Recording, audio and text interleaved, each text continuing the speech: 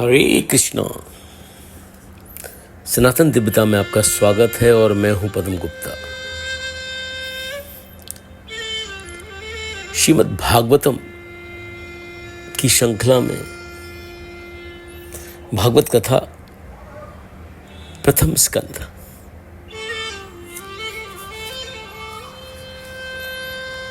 एक बार शौनकादि ऋषियों ने भगवत प्राप्ति की इच्छा से पुण्य क्षेत्र नैमिसारण में एक महायज्ञ का अनुष्ठान किया। उन्होंने सूर्य जी का विधिवत पूजन करके उनसे पूछा, सूर्य जी, आप तो सब धर्मों के ज्ञाता हैं, कृपा कर ये बतलाइए कि जीवों के परम कल्याण का सहज साधन कौन सा है। भगवान श्री कृष्ण किस इच्छा से इस धराधाम पर अवतीर्ण हुए थे। योगेश्वर श्री कृष्ण के नित्यधाम को सुधार जाने पर धर्म ने किसकी शरण ली। भगवान का अवतार जीवों के परम कल्याण के लिए होता है। आप उनकी मंगल में ही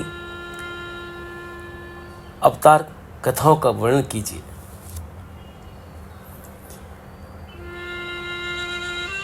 प्रथम स्कंद में भगवान के अवतारों का वर्णन है। इन प्रश्नों से रोम हर्षण के पुत्र सूत जी को बड़ा आनंद हुआ। वे बोले, ऋषियों, मनुष्यों के लिए सबसे धर्म वही है जिससे भगवान श्री कृष्ण के प्रति हृदय में भक्ति अंकुरित होते ही निष्काम ज्ञान और वैराग्य युक्त भक्ति से अपने हृदय में उस परम तत्व परमात्मा का साक्षात अनुभव करते हैं। इसलिए एकाग्र मन से भक्त वत्सल भगवान का ही निरंतर श्रवण, कीर्तन, ध्यान और आराधना करनी चाहिए। तीर्थों का सेवन करने से महत् सेवा, श्रवण इच्छा, श्रद्धा और भगवत कथा में रुचि उत्पन्न होती है। श्री कृष्ण के विशद यश का श्रवण और कीर्तन दोनों पवित्र करने वाले हैं। श्रीमद् भागवत अथवा भगवत भक्ति के सेवन से अशुभ वासनाएं नष्ट हो जाती हैं, तब भगवान के प्रति स्थायी प्रेम की प्राप्ति होती है। भगवान की भक्ति से जब संसार की समस्त आसक्तियां नष्ट हो जाती हैं, तब हृदय आनंद से भर जाता है और भगवान के तत्व का स्वतः अनुभव होने लगता है। प्रकृति के सत्व, रज और तम ये तीन गुण हैं। अद्वैत परमात्मा ने ही इस संसार की स्थिति, उत्पत्ति और विनाश के तीनों गुणों को स्वीकार कर विष्णु, ब्रह्मा और रुद्र ये तीन नाम ग्रहण किए। तमोगुण से रजोगुण और रजोगुण से सत्गुण श्रेष्ठ है। प्राचीन युग में महात्मा लोग अपने कल्याण के लिए विशुद्ध सत्व में भगवान विष्णु की आराधना किया करते थे। वेदों का तात्पर्य एवं योग यज्ञादि समस्त कार्यों के ध्येय श्री कृष्ण ही हैं। ज्ञान से ब्रह्म रूप श्री कृष्ण की प्राप्ति होती है। तपस्या श्री कृष्ण की प्राप्ति प्रसन्नता के लिए ही की जाती है। श्री कृष्ण की प्राप्ति के लिए समस्त धर्मों का अनुष्ठान होता है और सभी गतियां श्री कृष्ण में ही अतत विलीन हो जाती है। यद्यपि भगवान श्री कृष्ण प्रकृति और उसके गुणों के अतीत हैं, फिर भी अपनी गुणमयी माया से उन्होंने ही संसार की रचना की है। ये सत्व, रज और तम तीनों गुण उसी माया के विलास हैं। आत्म भगवान तो एक ही हैं, पर प्राणियों की भावना से अनेक जैसे लगते हैं।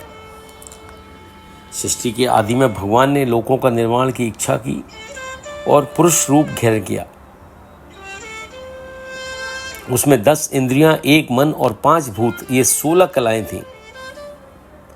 उन्होंने सागर जल में शयन करते हुए जब योग निद्रा का विकास किया, तब उनके नाभि सरोवर से कमल प्रकट हुआ और उस कमल से प्रजापतियों के अधिपति ब्रह्मा उत्पन्न हुए।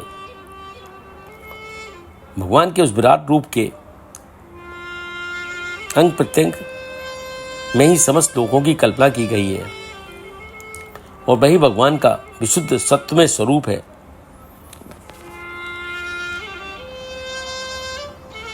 प्रभु ने पहले कौमार में सनक, सनंदन, सनातन और सनत कुमार इन 4 ऋषियों के रूप में अवतार लेकर अत्यंत कठिन अखंड ब्रह्मचर्य व्रत का पालन किया। दूसरी बार रसातल में धसी हुई पृथ्वी को निकाल लाने के विचार से शुक्र रूप ग्रहण किया। नारद के रूप में उन्होंने तीसरा अवतार लेकर मुक्तिदायक कर्मयोग का उपदेश किया और नर नारायण के स्वरूप में चौथा अवतार लिया। 5वें अवतार में वे सिद्धों के स्वामी कपिल के रूप में प्रकट हुए और तत्वों का निर्णय करने वाले सांख्य शास्त्र का उपदेश किया। अनसुईया के वर मांगने पर 6ठे अवतार में वे अत्रि के संतान दत्तात्रेय हुए। 7वीं बार रुचि प्रजापति की आकृति नाम की पत्नी से यज्ञ के रूप में उन्होंने अवतार ग्रहण किया।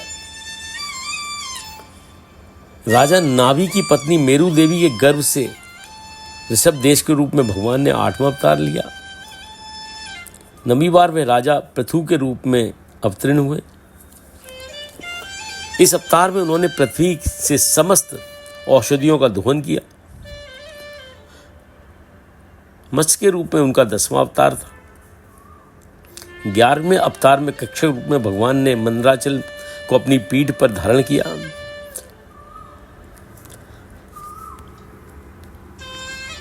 12वीं बार धन्वंतरी के रूप में अमृत कलश लेकर समुद्र से वे प्रकट हुए और 13वीं बार मोहिनी रूप धारण कर दैत्यों को मोहित करते हुए देवताओं को अमृत पिलाया। 14वें अवतार में उन्होंने नरसिंह रूप धारण कर दैत्यराज हिरण्यकशिपु की छाती अपने नखों से फाड़ डाली। 15वीं बार वामन रूप धारण कर बलि से केवल 3 पग पृथ्वी मांगी। 16वें अवतार में परशुराम और 17वें में वे श्री व्यास के रूप में अवतरण हुए। 18वीं बार राम अवतार ग्रहण कर सेतु बंधन आदि वीरपूर्वता लीलाएं की। 19वें और 20वें अवतार में इन्होंने यदुवंश में बलराम और श्री कृष्ण के नाम से प्रकट होकर पृथ्वी का भार उतारा। कलयुग में भगवान विष्णु यश नाम के ब्राह्मण के घर कल के रूप में अवतरण होंगे। इस स्थूल रूप में परे भगवान का एक सूक्ष्म अव्यक्त रूप भी है। ना तो स्थूल की तरह ये आकारादि गुणों वाला है, ना देखने सुनने में ही आ सकता है। आत्मा का प्रवेश होने से यही जीव कहलाता है और इसी का बार बार जन्म मरण होता है। जिस समय परमेश्वर की माया निर्वृत्त हो जाती है, जीव परम आनंदमय हो जाता है। वास्तव में जिनके जन्म कर्म नहीं है, उन हृदयेश्वर भगवान के जन्म और कर्मों का वर्णन तत्वज्ञानी जन इसी प्रकार करते हैं। वे लीला से ही इस संसार का सृजन